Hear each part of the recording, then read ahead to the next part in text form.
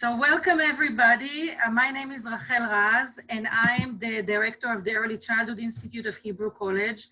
And I'm delighted to be here with you today and talk about best practices in times of remote learning. We were all kind of thrown into this like crazy time a couple of weeks ago, very different from anything that we ever knew. And we were trying and we're all trying within this storm to swim and connect and try to do whatever we can. So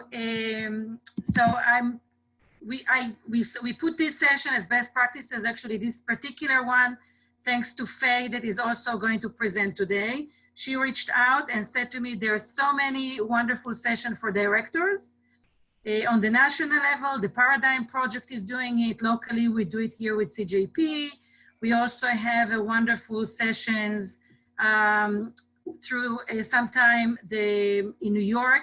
They also have some great session for directors, but there is not enough for educators. And we are the one on the ground. We are the one who need to reinvent the wheel.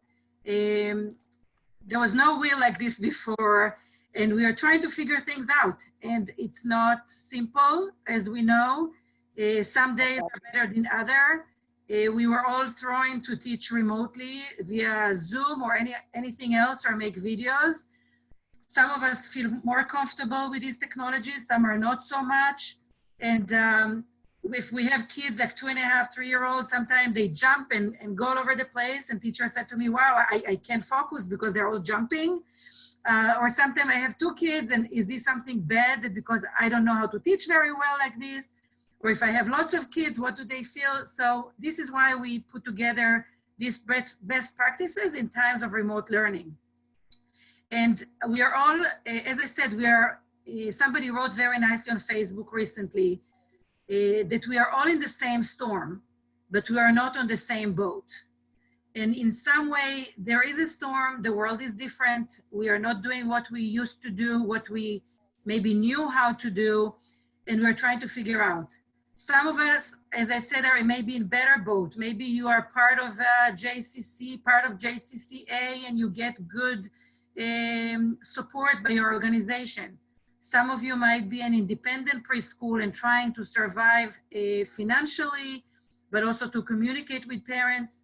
Some of you may be working with kids that don't have computer or parents that are also working and they have other issues. I spoke with some of our Israeli colleagues in the past few weeks. Many of them work in independent preschool, which is only like 1 teacher with assistant, and they feel very lonely in that aspect. So we are all in different boats. But the 6 educators that I invited to share with us some of their work today are actually all educators that reached out to me over the past few weeks.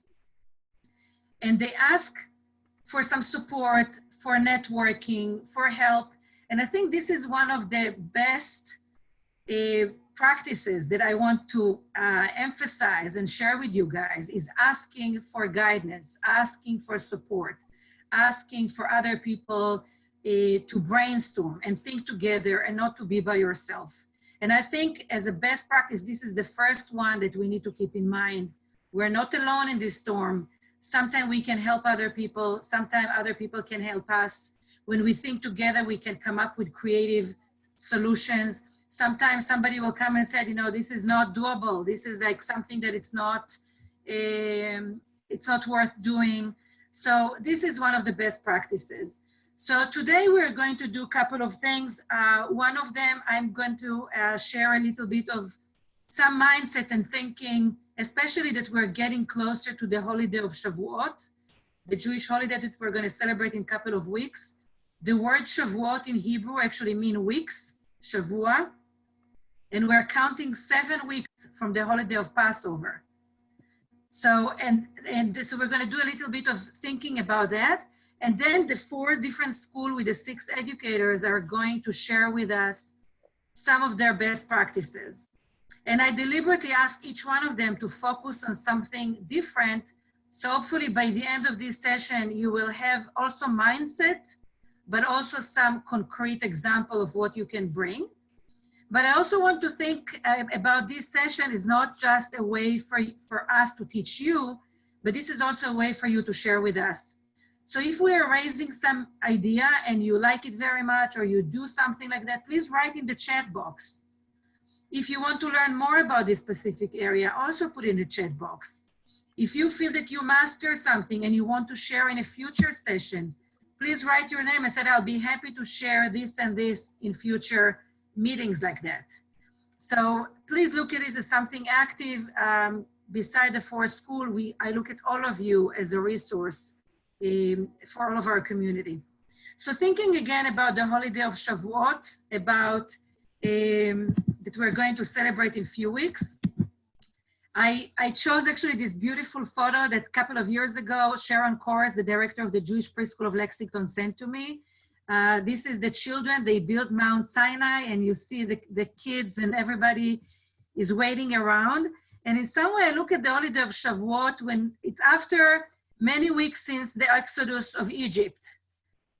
The Israelites felt like, in some way, maybe like us, you know, we are getting into this unknown. We don't know what's going to happen to us.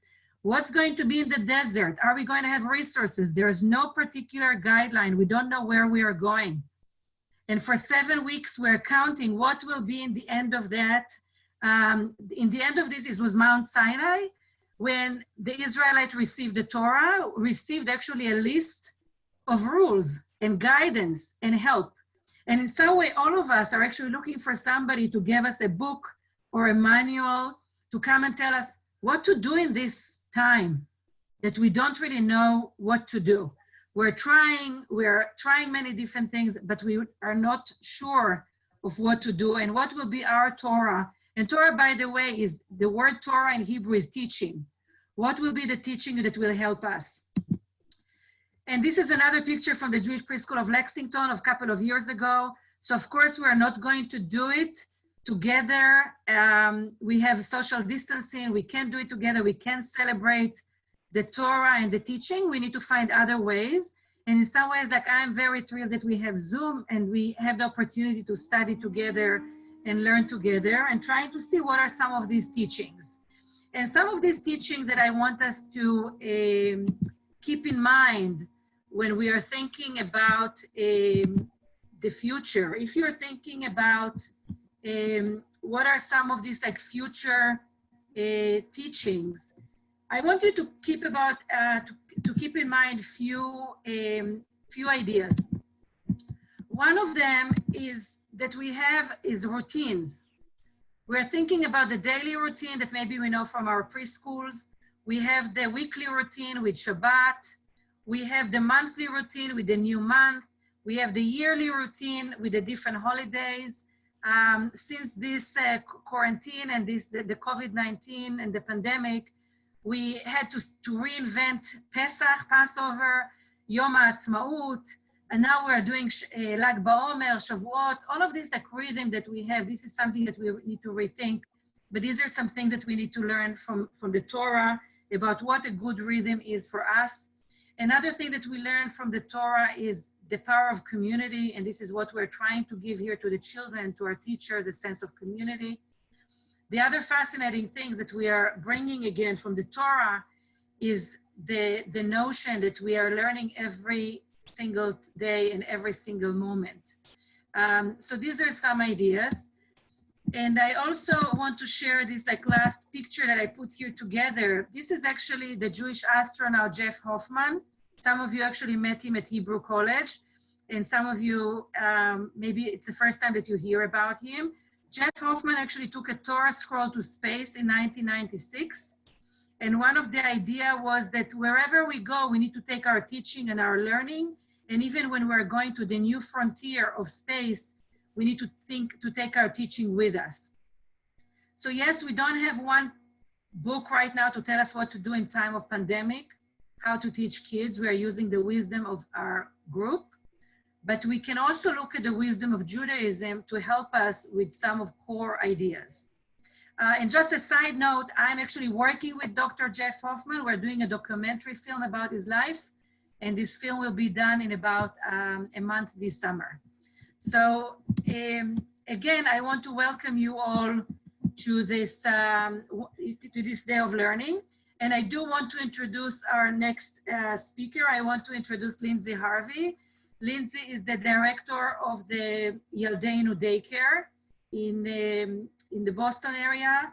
Lindsay, I visited her school several times over the years, and I asked Lindsay to share with us how they celebrate Shabbat. And in some way, I asked Lindsay to do it because I had the opportunity to talk to Lindsay over the past few weeks several times. And the way they practice Shabbat really evolved. There was an evolution over this time. What they did the week 1 or 2 or 3 is very different from what they did in week 5. And it's different right now when they're looking at week 7 and 8.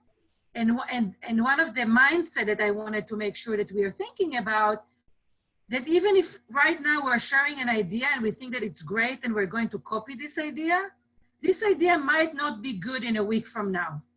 And one of the best practices that I want you to think about, that we constantly need to listen to the children, we need to listen to the teachers, we need to listen to the environment and evolve and change. And I think this is a great opportunity to look at the evolution as something healthy and good. It's part of our best practices. So it's not that now Lindsay and her school is doing this particular thing because now they know that this is the best. This is the best for now.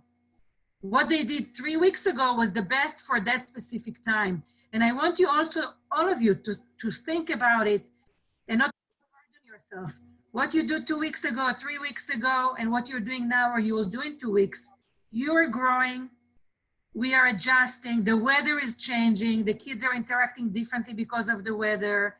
There's many different things that come into place. In the beginning, we thought that it's going to be 2 weeks and then maybe we're going to open sometime in April. Now we're talking maybe July 1st. So Lindsay, I want to give you the stage to share a little bit about your evolution and in particular to look about Shabbat. As we said, it's part of our regular routine in a Jewish school. We're trying to keep routine, community, but also some content. So Lindsay, thank you. Thank you. Hi, everyone. So our Shabbat celebrations are normally all of the toddler students. So we have infants, toddlers, preschool, pre-K.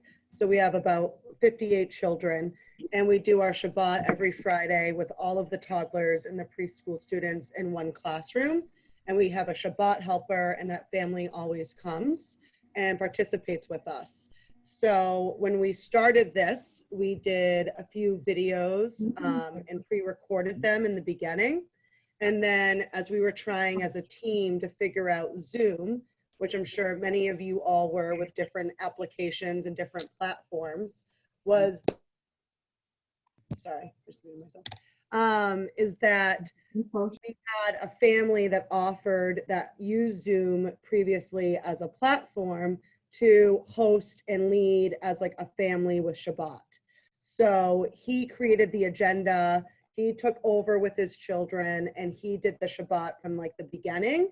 And then that went into a domino effect that other families offered to lead us in Shabbat, which provided the opportunity while all of us were trying to figure out how we were going to teach in our classrooms virtually, the curriculum for that. It was one of the aspects that was off of our plate.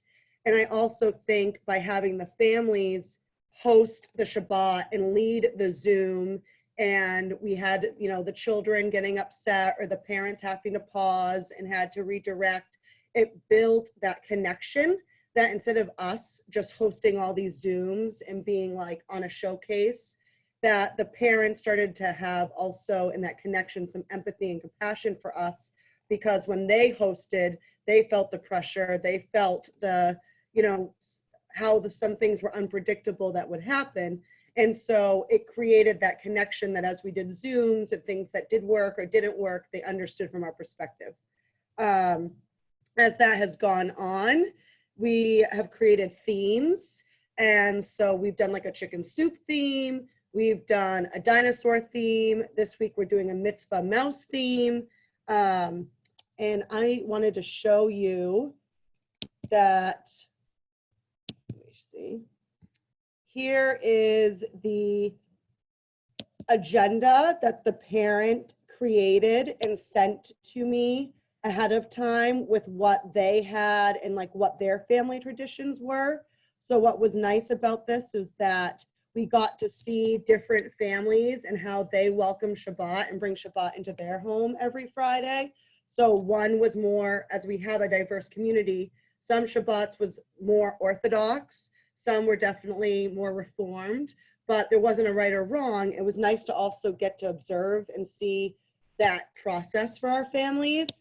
Then we moved on, and there was an agenda that we created for our staff and making sure that every week, or we rotate, that everybody gets the opportunity to be interactive and sing a song.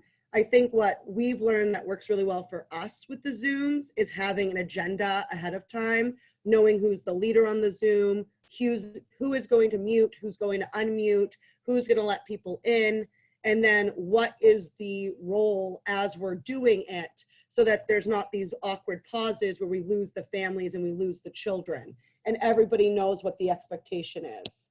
And then I also send out, not just with the staff, but also with the parents to get their interaction. And I recommend using it through social media or your email so that they also can talk to their child and it gets them excited. That I shared, like, this is the book we're going to read, Dinosaur on Shabbat. Then I shared, these are the dinosaur yoga poses that we're going to do. And Miss Marceline led them in doing that. So it also excites the parents to want to prioritize and come onto the Zoom.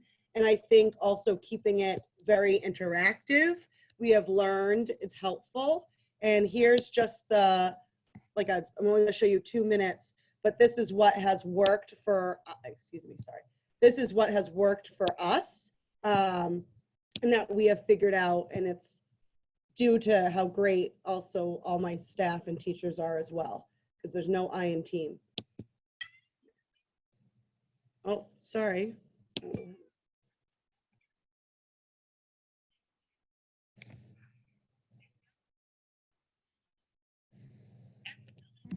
Lindsay, just that you know, when you're sharing, we can't hear it because you didn't do a share of the music.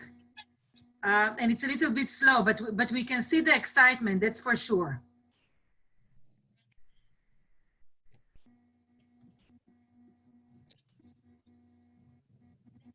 So maybe we can continue, Lindsay, since we can't really hear it. We just see the excitement. Oh, I'm sorry. It's not working? No, it worked, but to share it in a way that it will, we can also hear it, you need to. Oh, you guys can't hear it? Yeah, but See? that's okay. We're did learning together. I didn't know. We did see the excitement. Share it, but I'll figure that out later. Sorry. Yeah, and this is maybe like a teaching moment for everyone. If you want to share it, let's just do it quickly. You do share, but before you click share screen, you will have on the left like share audio. On the bottom left, it says share audio, and then you will do share. I'll figure it out and I'll send it to you guys in the chat, and you can watch it on your own leisure. That everybody I apologize. Okay, that's okay. So share anything else about this? The only other thing I just wanted people to see was that we always have something. So like the dinosaurs, or doing rainbows or colors, or this week we're doing the mitzvah mouse, and the kids have to come and share a good deed that they did during the week. I already have hearts, like construction, cut out, and I'll write it all down. Then I'm going to create that board and do that as a visual the next time we do Shabbat. So just trying to build, because also if you think about your classroom, when you're teaching, the familiarity every time that they walk into the classroom, right? They know where the water bottles are, or I know things are going to be changing, but where their water bottles are, where their favorite toy is, where their books are. I think that in these Zooms, something that we're trying to engage the kids, and you want to keep it exciting, but also to continue these sessions where you're bringing something new, but also keeping the same routine, and also building upon. So if you can keep a visual, so that then we'll continue every Shabbat to say, instead of making it about a mitzvah theme, but then moving forward and saying, who did a mitzvah, so it's interactive. We'll probably have 3 or 4 kids raise their hands. We'll add it, and then we'll keep going, and that will just be a background for us in the future. You're muted. Rachel, you have to unmute yourself. Yeah. I see that some of you are asking questions. We're going to answer these questions later, or some of the speakers will go in and answer, because I want to give the opportunity to the rest of the presenters also to share with us. So thank you, Lindsay, for sharing a little bit about the evolution. And if anyone also have something that works for them for Shabbat, or something exciting that they do, please write in the box or share with us in any way. I want to now invite Faye, and Faye was actually, because of her, we're doing this session. Faye reached out and said again that there are so many sessions for directors, but not enough for educators. And the educators are in front line and need to engage with the children and with the families, and they need support. So if we can do a session like this, so thank you, Faye. And one of the reasons, when I spoke with Faye, we brainstormed what she's going to share. I think one of the things that I learned from so many educators around the country and from Israel, in the beginning, when we all started this time of pandemic, we try immediately to duplicate our regular day in the preschool to Zoom. So if we do circle time at 9, we wanted to do circle time at 9. If we do other things at 12, that's when we wanted to do it, and we immediately wanted to make this shift. And probably many of you discover that this is not really doable. Sometimes if you do it at 9, if the kids have older siblings, maybe they need the computer, or maybe at 9, the parents need to answer email and phone call from work, and actually 11 it'd be better. Some people did it at 4, story time. So I asked Faye to share like how we choose different time, and Faye is going to, in particular, talk about the bedtime story that she developed.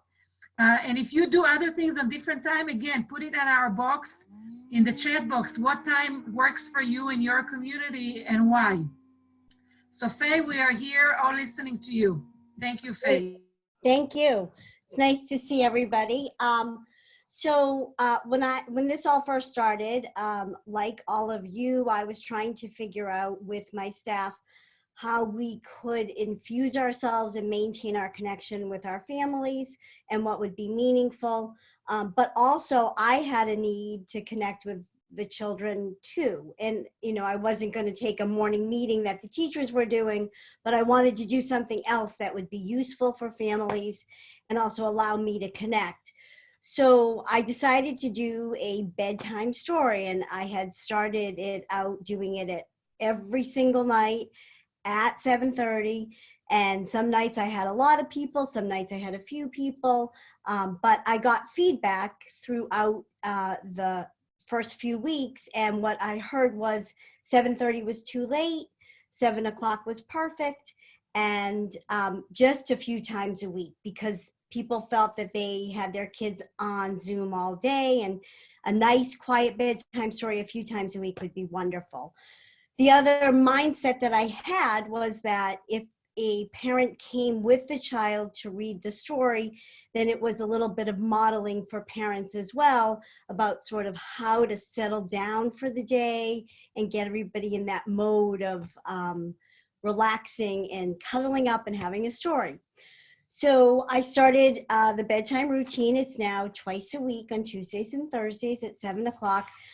Very often my staff members join me, which is really fun for the kids to be able to see the teachers listening to the stories and interacting in that way as well. So I'm going to just take you through a couple of minutes of what my routine looks like, because it took me a little while to develop the routine. As you know, it's very tricky to figure out all of the different ways to manage the technology while staying on task with the story. So what I came up with was this, and I'll just ask you to participate. I'll only read a few pages, but so I have everyone enter the Zoom without muting, and so we all say hello to each other, and you know, if kids are on early, I'll say, how was your day? Did you go outside and play today? Or I'll follow up from something I knew about them earlier. And then When we're ready to start the story, I'll invite everybody to please go ahead and mute, and all the parents mute the kids. And even though they're muted, and I guess this was sort of like a little switch for me to think of it in this way, even though they're muted, they don't know that I can't hear them. And so I would see them trying to talk to me and get very frustrated. And of course, I couldn't hear them. So now I call this like the Mr. Rogers moment, where I'm asking a question and I'm saying to them, okay, if you know what animal this could be, touch your head. If you guessed a kangaroo, you're right. Yes, it's a kangaroo. So I'm allowing them to understand that I do really hear them and that they do still have a voice, even though I may not really hear them. So that my story is No, David by David Shannon. And there's David's mom. She looks like she might not be happy. Can you see that picture? If you can see David's mom, touch your nose. David's mom always said, no, David. And look at this. David's doing something that's not safe. If you think this is a good idea, put your thumb up. If you think it's a bad idea, put your thumb down. Oh, I see most of you are saying it's not a good idea to go on the table. I do see Rachel, though. She's saying she thinks it's a good idea. And you know what? I bet if you asked your mom and dad, they would probably not like you to do that because it's not safe. Let's see what David does next. Oh, look what happened. He went outside to play and came in and, yep, you're right. He made a mess with mud. How many people like to play in the mud? If you like mud, thumbs up. If you don't like mud, thumbs down. Oh, Olga, I see that you really do like to play in the mud. But China, you do not. And David's mom says, no, David, no. David's mom does not like this. Let's see what happens next. You will not believe what's happening next. I bet you've tried this.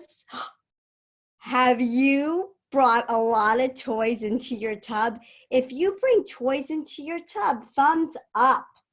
But if you don't bring any, thumbs down. Oh, I see you all bring in. Oh, nope. Lucy doesn't bring toys into the tub. I bet she brings bubbles. Do you bring bubbles, Lucy, into the tub? Nope, no bubbles either. But look what's happening. The water's overflowing. No, no, no. I'm going to read one more page, and it's like the kids' favorite page. I bet you all know what this is. And before I read this part, I always say, this is the silliest thing ever, and I know none of you would do this. Wait till you see what happens. You can laugh really loud when you see this. Watch. Oh, what do you see? Oh, no. And David's mom says, come back here, David. Is it a good idea to go outside without any clothes? Thumbs up if you think that's a good idea. Thumbs down if you think, no, we don't do that. Right, we don't do that. So I continue the book like that to the very end. And then at the end, I ask everybody to unmute and we sing the same good night song all together. It's Twinkle, Twinkle, Little Star, and we have hand motions. And it's at the point now where I can turn it over to some of the families and say, can you lead us in that Twinkle, Twinkle, Good Night Star?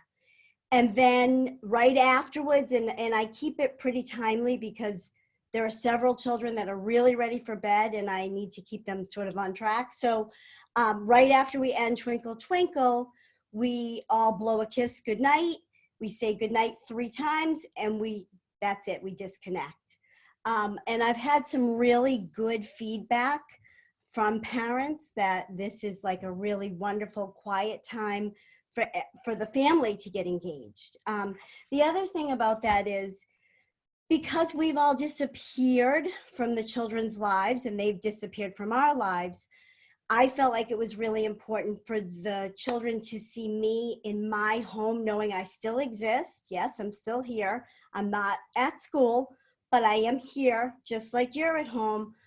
I'm at home and I'm going to get in my pajamas and I'm going to go to sleep too. So it's sort of that acknowledgement that, you know, we're all still here. We may not see each other. Our routine has changed, but we're all in this together. We are all here. So that is sort of what I do for bedtime stories. Thank you very much, Faye. First of all, I saw all of the smiley faces. So it was also funny for us and relaxing. So I think we all needed a little bit of that. I also like the idea. First of all, I didn't introduce like the name of your school, and some people asked and we wrote. You're the director of the Judy Gordon Early Learning Center at Temple Israel in Natick. So thank you, Faye. I love also the idea that it's not all need to be just the teachers, or not all the teachers need to participate, that you take turns and you divide what different people are doing. And I think this is something that some of the school develop over time. If somebody is great with singing, they maybe did the singing, and somebody did baking and other thing, not to have all this burden on one educator to do the entire thing all the time. So thank you very much. I want to introduce our next presenters sharing of best practices is Lucy Banerji and Talia Elliott. Lucy, you can... Yes, I'm muted. I muted myself. Hello, everybody. So wonderful to see everyone. And Lucy is the director of the preschool nursery school at Temple Israel in Newton. And Talia, Temple Shalom. Temple Shalom. Temple Shalom in Newton. And Talia is the Judaica coordinator and also nature education in that temple.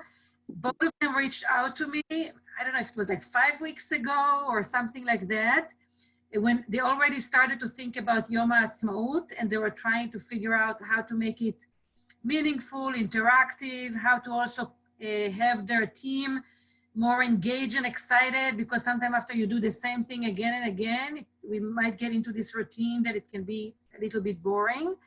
And we did a wonderful program together for Yom HaAtzmaut with the school in Israel. And I will let them to share about how to keep things fresh and what was the rationale and how we did it. It was a lot, we worked on it for a couple of weeks. So Lucy and Talia, Lucy, I made you a co-host so you can share. Okay. Talia, you also need to be a co-host? No, I'm fine. Thank you. So thank you, Lucy and Talia. Okay. So let me share the screen here, and I'm not going to share the sound because I think we just kind of visually will be able to follow. But Rahel is absolutely right, saying that we were trying to celebrate Yom HaAtzmaut, and our biggest challenge was how to make it meaningful, because we do pride ourselves as an inclusive community, and we wanted to make sure, and we have a diverse community at the school. We have Jewish families, we have families who are not Jewish and not raising their children Jewish. We have families who speak Hebrew, who do not speak Hebrew. We have toddlers and preschoolers. We have families from Israel who definitely have such a fantastic and wonderful, emotionally strong connection with Israel. So we have many families who really practice Judaism, and we have families who just enter this space of practicing. So we really started thinking how to make this inclusive for our children and for our families, because now with Zoom, everybody joins. So families are there too. And I have to say that was challenging. We had lots of thinking, and after we reflected on our process of thinking, we all came up to the conclusion that it was pretty intense. So we had to put all our heads together, and we had to find ways how to make it most meaningful for the children. So we had to think about questions how and what. And inclusive means that we have to make it accessible for everybody, and meaningful, we interpreted the word meaningful in two ways. So number one, it is personally and emotionally relatable, and number two, it should be accessible. So children just need to understand, what is Yom HaAtzmaut? What do we celebrate? And because this is the country in a different part of the world, because it's the country with many children are not familiar with at all. So we really had to think carefully how to build this bridge for the children and how to make it so children could connect. And then when we put all our heads together, we decided that it's actually the concept of birthdays, which is familiar to everybody. It's familiar to the children, it's familiar to the adults, and we try to think how to bring this concept of birthday to the level that children would understand that it's not just about people, but countries have birthdays as well. And Lucy, I want to add one thing. You know, some of you might sit there and say like, okay, Yom HaAtzmaut is behind us. Why are we listening to that? Because there are many big idea of thinking about anything that we're doing, what concept children can get, how to do it in a meaningful way, how can we connect them? So this is example of something that happened that it's great, but this is also, again, to give you tools when you think about future thing that you are developing. Right. Okay? So you can continue. So one connection was conceptual. So just we started thinking about how to connect children. And this is the concept of birthdays. We simply ask parents, families to share children's birthdays pictures with us. And our teachers definitely would realize that there are pictures of the teachers when they are babies as well. So of course, combination of these pictures created many conversations and many discussions. We thought about questions as well to guide children with, or to use as invitations and provocations of thinking, what is birthdays? Because if you think about it, not many children even understand what the birthday is, right? So, and these are some questions, and we'll be happy to share. I'm just watching my time. Because I don't want us to. Children played games on Zooms as well about birthdays. Who can have a birthday? Who cannot have birthdays? So they were animals, they were trees, they were relationships with the Tu B'Shvat we celebrated before. So we try to make sure that we build this kind of cognitive map and understanding for the children that what birthdays are and who can celebrate them. So Talia, do you want to pick up and say about? Sure. I was going to talk a bit about the planning of the actual meeting, if we're there yet, or if you want to continue this, I can jump in. Yeah, let me just then do the bridge. So, and we wanted to make it very exciting for the children, so children would have very personal connections to this holiday. And we thought for a long time that we have our sister schools in Israel, and now it opened up an opportunity because everybody on Zoom, now the time difference does not matter anymore. So we decided to invite those schools to celebrate with us and to make it personal and again, accessible and understandable for the children.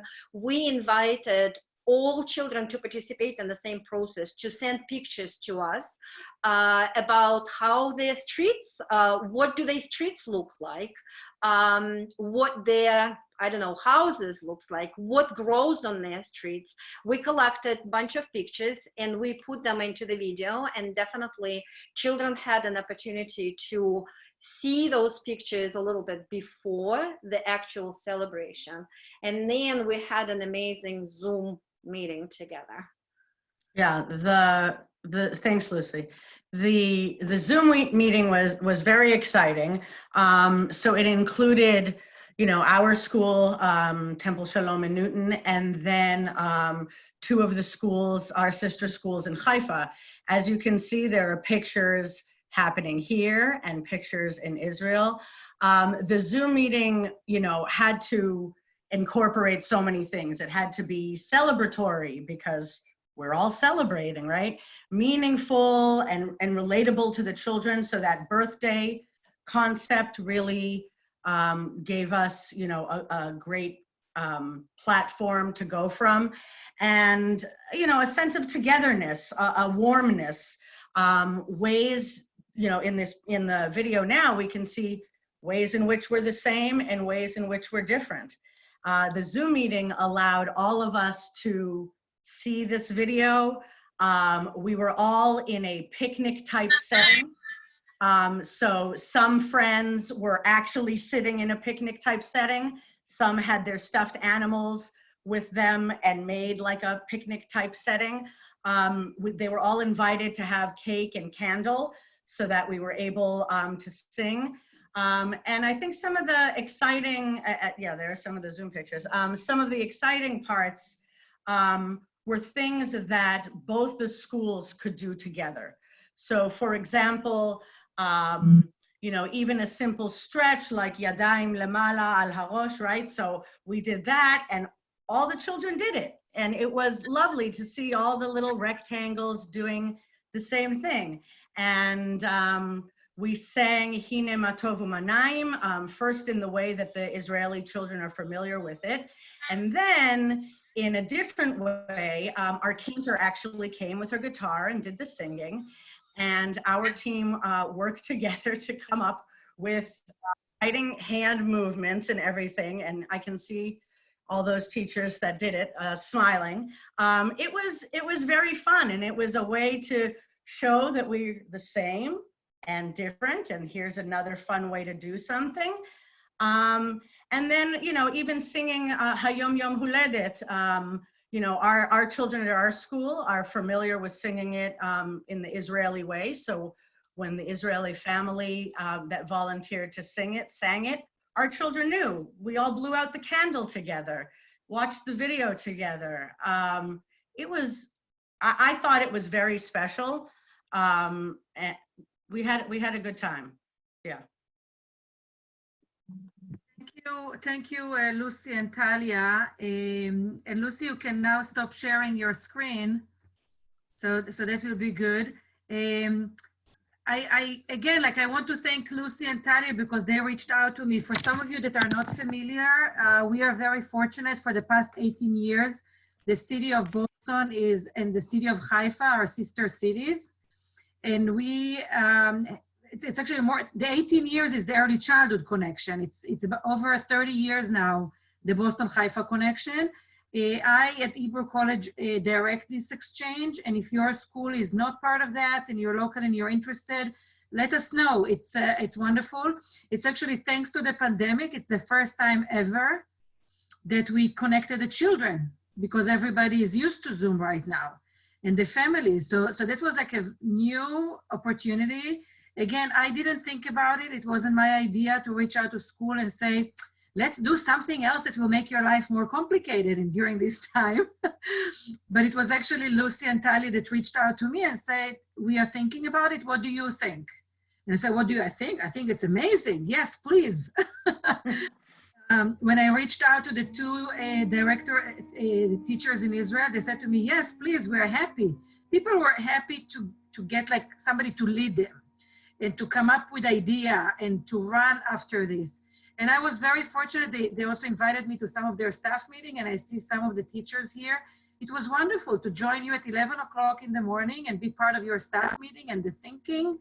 It was really, really fun. And I also brought my teddy bear friends from the party and to some of the planning. And it really, we created something very meaningful. Some of the things that I highly recommend, it's not just about the Yom HaAtzmaut, but it's like getting the entire team thinking together, what will be fun. Some of the teachers said that they're going to bring all of these like cute animals as part of that. It was one of the, they suggested a song, and then the Israelis said, you know, maybe we can send pictures also of our favorite places in Israel. So it was a dialogue, it was a conversation. It wasn't just one person came and say, everybody follow my idea. It's like, let's sit together, let's see what works. We know the children, we know what's our expertise, what we can do well and what we don't feel comfortable with. Like I asked Lynn, for example, Lynn, you can do high. I asked Lynn to show us the hand motion of the Ine Matov that they're doing. And I sent this clip video to the Israelis to teach the kids. So whatever everyone feel comfortable. So I want to thank you again, Lucy and Talia, for this opportunity. And I look for many more in the future. And I want to be thoughtful of our time, and I would like to invite Debbie Gardner to be the next presenter. Debbie is working in too many places, I have to say. In the past, I think when we did lots of things, I would say, wow, kol hakavod, great work, you're doing this and this and that. Doing too much, it's also not so great, you know, take time, but that's okay, I'm not. I'm very thankful. Debbie came with me to Israel about a year ago. We had the opportunity to travel as part of the Boston Haifa Connection. And since then, she's constantly reaching out, sharing ideas. And Debbie is working at Aleph Bet Daycare. She's also working at Temple Emmanuel in Newton. And she's working at Temple Bet Zion. And she's constantly coming up with new ideas and sharing them with me. And her focus is going to be, okay, we are now with Zoom. What can we do with Zoom? And as we know, sometimes it can be 10 minutes, 20 minutes, 30 minutes. If we're talking about like 2 years old, sometimes they can't even do that. Sometimes some kids, if they do it, it's like with the peekaboo book, when somebody disappeared, they are crying, and some families decide not to put their kids at all. But Debbie is going to share with us some of her wisdom over the past couple of weeks. So to share your PowerPoint, Debbie. Okay, great. If you could put it up, that would be great. I want to acknowledge that you've all been sitting a really long time. So if you want to get up and do a 7th inning stretch, that's fine. I have this new desk job, so I have my comfy chair and I'm just going to stay put. If you can listen and see, you will be fine. And I will tell you, we are just going to zoom along. So next slide, please, as we go along. So speaking of routines, we figured the Monday morning thing might be tough. So we do a teaser, and we did a photo and an invitation to the kids, join us for breakfast with the Bets at 9 o'clock. And we used it in different ways. It depended on the week. Like one week on the picture on the left, we did math and science with fresh squeezed orange juice and grapefruit juice. Would the grapefruit give you more juice? When it got to Pesach, we did matzah brai and included the recipe book and the recipes. Next, because we thought routines were important. We also figured that movement was going to be critical. We wanted it to be an integral part of our program and meaningful. So starting from the end, it was near Pesach, and we wanted, our culminating activity was going to be, could kids recognize the different shapes on the Seder table? But we weren't sure that they knew what a square was. So if we can go on to the next slide, and then I'll get into the colors. So here we are at the Seder table, and by Pesach, they could do it. Next one is, we wanted to also incorporate nature and get kids outside. So I took a photo of different shapes, and it was a game. Could they guess the different shapes in the do not enter sign? And one of my co-hosts, Heather, who I want to acknowledge, took the beautiful picture of the purple flowers. And then we had a little, wait a minute, can you go back? We had a little problem because Pesach was done and we were done with the shapes. So Rahel always pulls through, enter the colors of Israel. So next we went to the colors of Israel. And Rahel, if you could go to the slide before this one, that would be ever so good. I guess it's one up, I'm sorry. Yeah, so with the colors, we continued the scavenger hunt, and we did it like a bear hunt, you know, we're going on a color hunt. We also recognized that we had sometimes spotty attendance, and Heather really takes attendance every day, so we have the data and we can track it.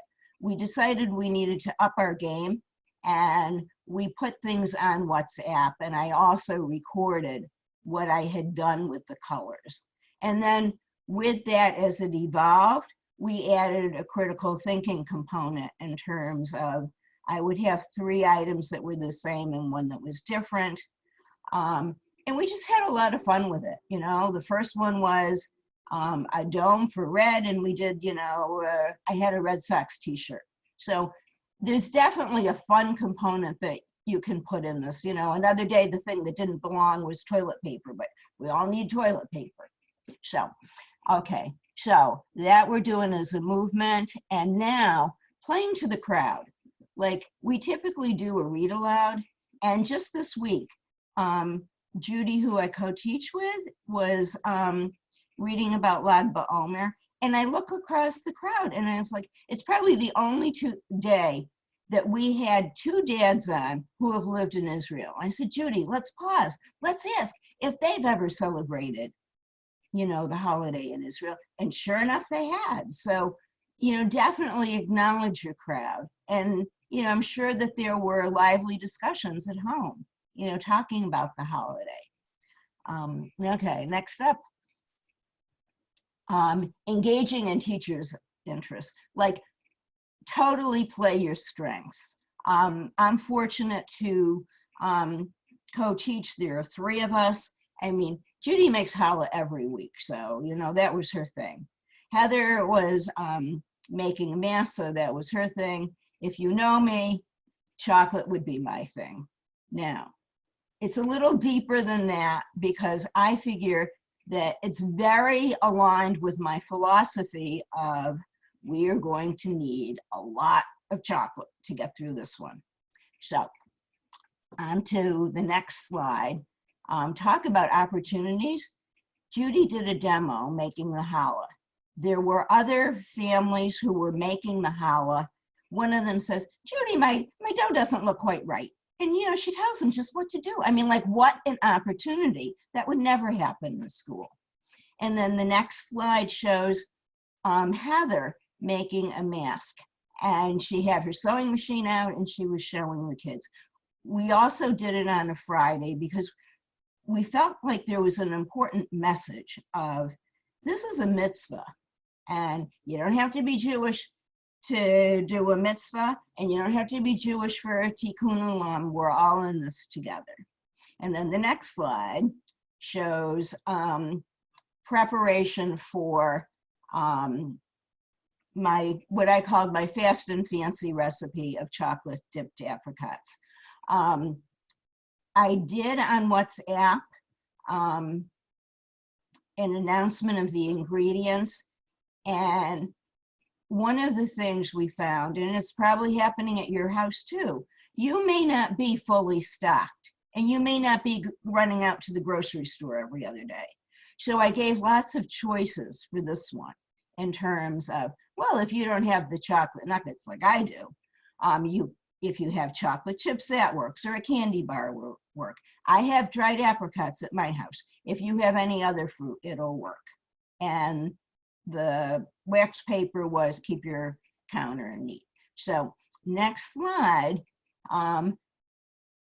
is, you know, I'm doing this, and as I'm showing in the microwave, we're going through, the chocolate is changing to a liquid, and this is at 9 o'clock in the morning. And you never know quite what's going to happen. However, in the afternoon, look what the parents sent. I mean, like, eat your heart out. Is that like the best way to end the week? So there are a few others who like chocolate too. We also incorporate mindfulness and do selections from alpha breaths. If you go to the next slide, I show the book. And my suggestion, if you were only going to buy one book through this, this would be my pick. The man who wrote it is local.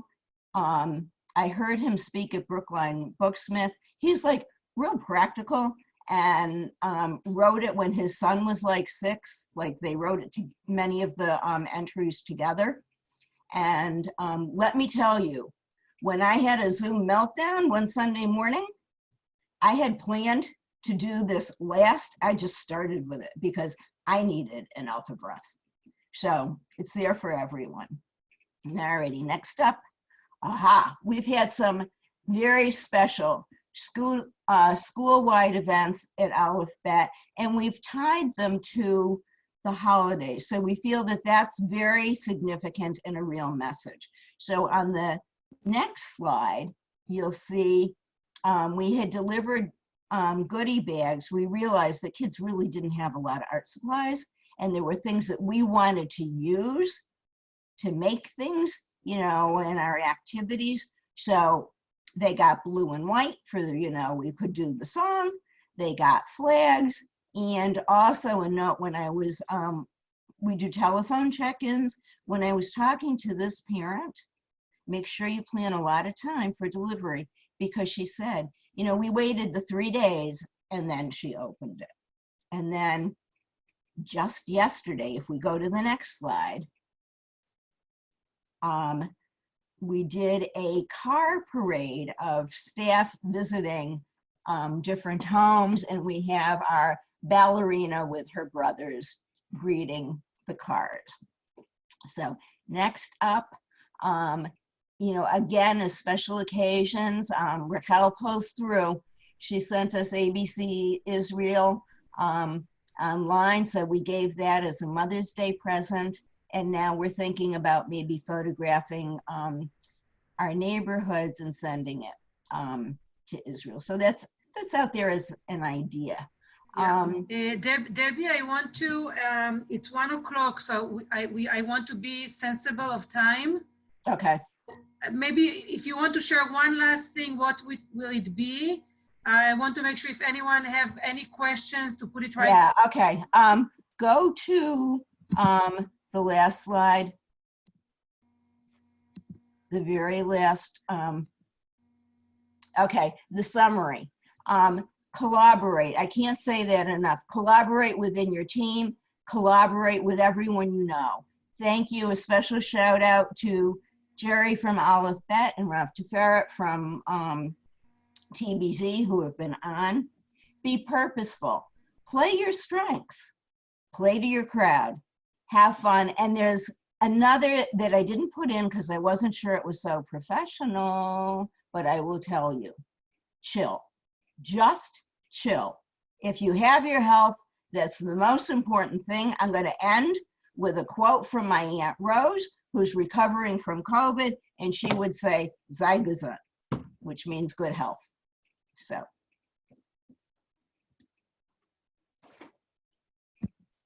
Debbie, thank you so much, and thank you for all of the presenter. I think this is a wonderful way to kind of like end all of this presentation. There's a lovely little book. It's called The 10 Big Ideas, I think, in Judaism by Art Green. Oh, yeah. And the first thing in line up as the first big idea of Judaism is joy. So to look about bringing joy, and it's not like being heavy and like to have fun. It's okay to be silly. It's more than okay. If you have people like laughing, that's a huge success. You know, this is like for some families and for some of the educators, it can be a very stressful time. Like I like Jennifer that you have there. Like, I don't know if it's a cat or a dog, but it just, that's a great. But you know, to embrace this moment, this is like a great moment. Don't to feel that it's a bad thing. It's actually fun, and it made me smile. So that's great. So I don't want to keep you guys too long. We said 1 o'clock. I will give another 15 minutes to anyone that want to stay, share ideas, ask questions. I'm happy to stay here longer. And if you feel, if this is the time that you need to leave, you need to leave. I do have your email. I will send certificate of participation from Hebrew College. I want to thank you all again for coming. And again, whoever wants to ask questions, either in the chat or unmute yourself and talk. So thank you for all of our wonderful presenters. Thank you. Thank you. Thank you. That was great.